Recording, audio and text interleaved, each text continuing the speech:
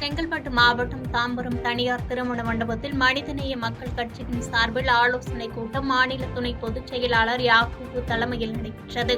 கூட்டத்தில் வரும் 16ஆம் தேதி செங்கல்பட்டு, பரனூர் சுங்கச்சாவடி உட்பட கோவை, மதுரை, நாங்குநேரி என தமிழகத்தில் உள்ள 7 சுங்கச்சாவடிகளை முற்றுகையிட்டு அவற்றை அகற்ற வலியுறுத்தி போராட்டம் நடத்துவது என்று தீர்மானிக்கப்பட்டது.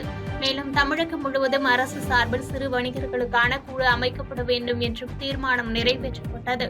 பின்னர் பேட்டியளித்த கட்சியின் மாநில துணை பொதுச் செயலாளர் யாக்கூபு, தமிழகத்தில் காலாவதியான சுங்கச்சாவடிகளை அகற்ற வலியுறுத்தி கட்சியின் தலைவர் ஜவஹர்லா தலைமையில் வரும் 16ஆம் தேதி 7 சுங்கச்சாவடிகளில் முற்றுகை போராட்டம் நடத்தப்போவதாக தெரிவித்தார். செங்கல்பட்டு பரனூரில் அமைந்திருக்கின்ற சுங்கச்சாவடியை முற்றுகையிட போராட்டத்தை நமது கட்சியினுடைய தலைவர் பேராசிரியர் ஜவஹர்லாவுடைய தலைமையில் நடைபெற இருக்கின்றது. தமிழகம் முழுவதும் 7 இடங்களில் இந்த போராட்டம் நடைபெற இருக்கின்றன.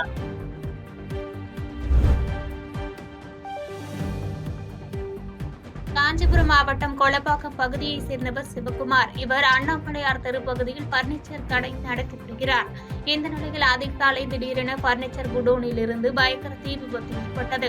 தகவல் அறிந்ததும் பூந்தமல்லி, விருகம்பாக்கம், மதுரவாயல், அம்பத்தூர் ஆகிய பகுதிகளில் இருந்து 5 வாகனங்களில் விரைந்து வந்த தீயணைப்பு வீரர்கள் தண்ணீரை பீச்சி அடித்து தீயை போராடி அணைத்தனர். இருப்பினும் குடோனில் இருந்த மூலப்பொருட்கள் மற்றும் மெத்தை, சோஃபா, கட்டில் உள்ளிட்ட பல்வேறு பொருட்கள் என சுமார் ரூபாய் 50 லட்சம் மதிப்பிலான பொருட்கள் தீயில் முற்றிலும் எரிந்து நாசமானது. மேலும் தீ விபத்துக்கான காரணம் குறித்து மாங்காடு போலீசார் விசாரணை மேற்கொண்டு வருகின்றனர்.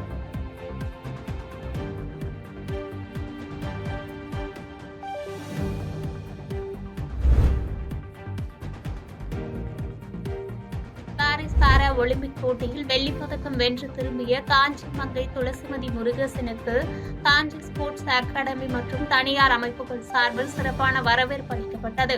பட்டாசுகள், மேளதாளங்கள் என காஞ்சிபுரம் காந்தி சாலையில் ஊர்வலமாக அழைத்து செல்லப்பட்டு அவருக்கு மரியாதை செய்யப்பட்டது. நிகழ்ச்சியில் அவருடன் தந்தை முருகேசன், காஞ்சி ஸ்போர்ட்ஸ் அகாடமி நிறுவனர் பாபு, இந்து முன்னணி மாநில துணை செயலாளர் முத்து உள்ளிட்ட ஏராளமான நிர்வாகிகள், மாமன்ற உறுப்பினர்கள் என பலர் அவர்களுக்கு வாழ்த்து தெரிவித்தனர்.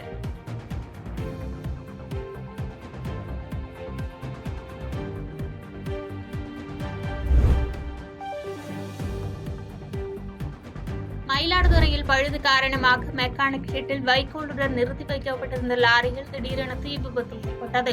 இதனால் அப்பகுதி முழுவதும் புகை மண்டலமாக காணப்பட்டது. தீ விபத்து ஏற்பட்ட இடத்திற்கு சுமார் 100 மீட்டர் தொலைவில் கலைஞர் நகர் என்ற குடிசை பகுதி அமைந்துள்ள நிலையில் தீயணைப்புத் துறையினர் துரிதமாக செயல்பட்டதால் பெரும் விபத்து தவிர்க்கப்பட்டது.